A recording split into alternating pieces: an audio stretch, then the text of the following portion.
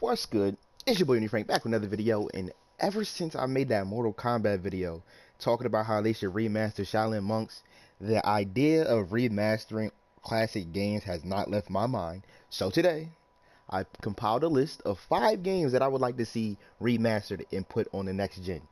So without further ado, let's get into the video. This list is Matrix Path of Neo. Now, if the title wasn't self-explanatory enough, let me break it down to you. The Matrix Path of Neo is just that, the Path of Neo. You get to play as Neo. I feel like I just said Neo so many times in a short period of time. But anyway, you get to play as Neo, who's the main character of Matrix, and follow him on his journey to becoming the One. All the while playing those iconic moments that you love in the movies, like the scene where he first learned bullet time on the roof, and when he fought all those Agent Smiths in the park, which is the dopest scene in all the movies to me. I feel as though if you're any kind of Matrix fan, how do you not enjoy this game? It literally embodies everything Matrix is. The wall running, the hand-to-hand combat, the explosions, the shooting. I mean, literally all the things that made Matrix the Matrix. And the game does it pretty well with a very wide variety of guns and having a very extensive combat system. I mean, the combos that you can learn, the different moves you can learn, like the classic bullet stop. Like I said, all the stuff that just makes Matrix the Matrix. And to be quite honest with you, a remaster would make this game nothing but better. Not just graphically, but gameplay wise. Because I know, looking back on it, some of the controls in that game were very questionable, and just the layout in general. Because I remember sometimes trying to run up a wall, and I'll just hit Neo would just smack into the wall and not move, or I'll run and try to jump off the wall and I'll end up turning backwards. It was just a bunch of foolishness. I think if they could smooth that out with the remaster, it'll be perfect. And hey, even if they were feeling generous, they can throw in Into the Matrix with Jada Pinkett Smith character Niobe and her partner Ghost, because that game was cool too. A multiplayer Matrix game, what? Genius. Just the next game that I wanted to talk about was X-Men Next Dimension. And the amount, like, I feel like this game is so slept on, and it hurts my heart. It really, it hurts me, because this game is so dope, but nobody talks about it. It's so sad. And for those of you who may be asking, Benny Frank, what's X-Men Next Dimension? I've never heard of that game. Well, I'm here to tell you. X-Men Next Dimension is your basic fighting game that allows you to play as 24 of your favorite X-Men characters. And trust me, this game is lit. One of the things I like about this game is that all the characters feel different. You know, sometimes older fighting games, they put all these different characters in the game, but they all kind of actually fight the same, kind of like Def Jam, Vendetta. No, in this game, the characters play how you would expect them to. So, Nightcrawler is the jump around, teleport everywhere, get in your face and then back up kind of character. The Juggernaut is the big old rush down character, and Cyclops is the fisticuffs with some beam moves. And that's what I really enjoyed. None of the characters feel the same at all. Even the Sentinels, there's Sentinel A and Sentinel B, and none of them play the same. They might have the same abilities, but they don't show it the same way. That's what I really enjoy. The game doesn't cut corners when it comes to character diversity. And another thing, this game has a very layered combat system, like one that could compete with games that are coming out today. And here's what I mean. You know, you have the basic, you got your basic moves, you got your basic combos, you got your special moves, and you got your layers. But they also have a counter system that allows you to block punches, kicks, and duck attacks. They also got an air combat system where you hit somebody up, you jump in the air, you'll get an animation, and then you continue to fight in the air. But one thing that they do really well, and I have never seen, I guess you could say well, because I've never seen anybody else do it, is they take the term meter management and turn it up to a whole new level. And here's what I mean. In the game, you get 1 meter that allows you to do special moves, which is pretty standard, and it goes up as the match goes on. The more hits you land, the more meter you receive. However, it's split into 3 different sections. So the first section is for your level 1 special, the second section is for your level 2 special, and so on and so forth. And you can spin the whole meter to use your level 4. However, when you get meter, it does not have to stay in the level 1 spot. So say if you're fighting and you know your level 3 would help you out, and you have meter in the 1 in the 2 spot, you can transfer that meter into your level 3 section and use your level 3. And when I first saw that, I was like, and as a kid, it didn't really dawn on me. But as I got older and started playing fighting games, and then I went back to the game, I'm like, why don't games use this more often? Like, this is very, very innovative. And I think if this game got remastered and they fixed a little bit of like this, I'm not gonna lie, this game is very buggy, and they have little stupid issues like you can't save during the story mode. If they can get those bugs out the game, this game, I honestly think that this game can compete with other games such as Injustice. I'm not gonna say Street Fighter because that's like a whole college course fighting game, but it could definitely hang with Marvel vs. Capcom and Injustice easily. The next game on my list is Mortal Kombat Shaolin Monks. Now, I kind of already touched on this in my Mortal Kombat video that I dropped recently. If you have not watched it, please go check that out. And in that video, I kind of just discussed that if NetherRealm Studios were to release another game, I think it should be Shaolin Monks just to take a break from the usual, fighting thing they do. But if they're going to release the MK11, I think they should give us they should give us a remastered Shaolin Monks because, like, why not?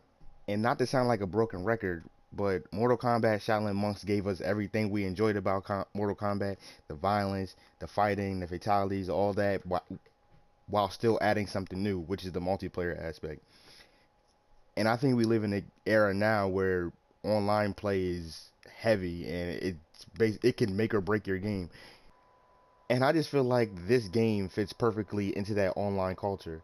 If they remastered, they could just add an online aspect, and you and your friend can pick your favorite Mortal Kombat characters like Sub-Zero, Scorpion, Johnny Cage, Sonya Blade, Kung Lao, and Liu Kang, and run around beating people up while playing the story at the same time. And whoever made that back cover art with Liu Kang and Kung Lao back to back like they about to drop the hottest album of the summer, I need to talk to you because that thing is fire. This list has to be Jet Set Radio Future. And if I had to use one word to describe this game, it's lit. It's set in a future Tokyo where basically self-expression is illegal, and you play as GG, who are a gang of inline skating graffiti artists. I know it sounds ridiculous, but trust me, it's great. And you go around and you basically tag over rival gang member artwork while also trying to take over different territories so your gang could get larger. Now, the reason why I like this game so much is just the concept itself. What other games are you an inline skating graffiti artist besides the prequel to this game? Zero. And that's what's so good. The concept is executed so well, and also the world that they immerse you in with this game is it's so dope. And speaking of the world, it's just very, very colorful. Everything has a nice color to it. They're bright neon colors, and I honestly think that's why this game will hold up, because even when they re-released the prequel on the PS3, it didn't look bad because the colors are so bright. They're not really muddy. None of the colors are muddy, so they do translate pretty well onto the next generation. And the music in this game is A1. Like, you cannot play this game sitting still because the music that's playing in the background, and it's like some of it's like an electro pop kind of thing, but it's so well, like I said, you're not gonna be able to sit still playing this game. You're gonna be riding around skating, painting graffiti, and nodding your head at the same time, you're a character in the game. That it's so immersive. That's what I really enjoy about this game. Y'all know I can't leave this game off this list, right? And the game I'm talking about is Def Jam Fight for New York. Now, if you don't know about this game, either because A, you lived under a rock, or this game was too violent and your parents didn't let you play it, let me give you the rundown. It's a fighting game where you could play as rappers such as Sean Paul, Busta Rhymes, Joe Budden, and you get to punch on each other. That's the gist of it. This game was for the culture, and still is for the culture, to be honest. And I just think that this game was the best out of the series. Vendetta was cool, and I don't even really bang with Icon. I think NY Fight for New York was just the perfect balance between the two. And also, the game had a very interesting mechanic that I think is still relevant to the rap game today, in my opinion. And what I'm talking about is the whole momentum thing. So in the game, there's a momentum factor, and basically the more successful hits that you land throughout the match, the more momentum you gain. But also another way to gain momentum quicker is if your character has more jewelry on, better clothes, and more tattoos. And for some odd reason, I just linked that. I feel like that's synonymous with the whole clout chasing era that we live in. Everything we do is for clout. So I just feel like that would be perfect for right now. Like, clout chasing is in a video game and we just didn't know it. It was just by another name, and I find that so interesting. And on a side note, the other day, or actually yesterday, matter of fact, I read an article about how Def Jam Records, the actual Twitter account, has been tweeting out pictures like the old Def Jam Vendetta cover, and they blocked out a character with a question mark, and it say hypothetically, who would you want to see on a new cover? Or they released a thing and it said Def Jam fight for LA, Atlanta, and a couple other cities. And I was like, maybe we might actually get a game where Young Thug and Tekashi might be able to mix it out. I don't know. But until then, give us Fight for New York, and then we can discuss another Def Jam game. And the final game on this list has to go to NBA Street Volume 3. And the one with the Beastie Boys in it. Not the one with the Mario, Peach, and Luigi. Like, that's cool, but in reality, I didn't want to see them play basketball. I'd rather you just make another Mario basketball game, because that game was cool. But yes, NBA Street Volume 3. This game just completely embodies the game of street basketball. Like, don't get me wrong, NBA Street, NBA Street Volume 2 were good games, but I think Volume 3 basically took everything that was good about those two games, put them together, and just added more. My favorite mode in the game, I'm pretty sure along with everybody else's, was when you had to create your own player and basically build a street legend. I mean, it was literally the grind. You had to go from zero to hero. You got to make your own court and even put together your own team, but you was playing with a bunch of scrubs, and you had to do good, and that way you can build rep and get more talent.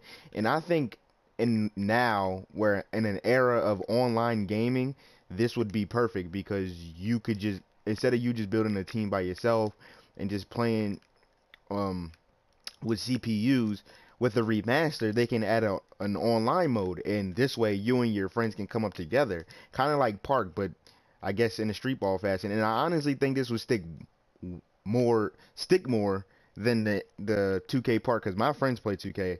I play 2K sometimes, but not often enough to upload anything about it. But my friends play 2K, and they're like, the Park is just okay. But I feel like if you add something like that, where you have to grind together and to be the best team on the internet, I'm lost for words. Like, it would just be dope. And can we please talk about the godlike soundtrack that comes with this game?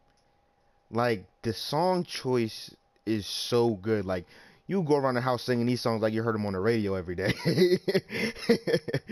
Like, I'm so serious. That Roughneck track, the De La Soul track, and even the cinematic the song that's with the cinematic in the beginning, the Letter to New York by the Beastie Boys, who I mentioned are in the game. Man, it don't get no better than that. It don't get no better than that. Alright guys, that's all for this video. Thanks for watching. Let me know down in the comment section below, what games do you want to see remastered? Are you tired of the remaster wave in general? Would you rather just see them reboot the series as a whole? Make sure to like, comment, subscribe, and I'm out.